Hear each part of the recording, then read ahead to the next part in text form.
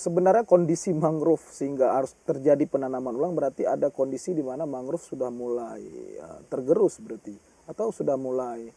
Tahu sendiri ada banyak faktor. Mhm. Jadi faktor penyumbang terbesar itu sebenarnya bukan di Perambah. Penyumbang terbesar kerusakan itu dari tahun 80-an.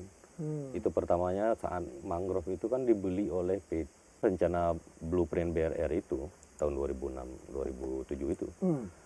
Itu memang disebutkan bahwa harus ada kajian khusus terkait dengan dampak yang ditimbulkan akibat dari proyek itu.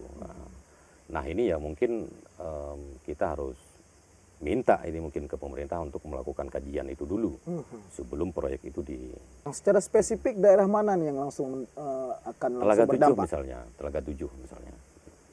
Telaga 7 kan berada di Di pintu. ya sebagai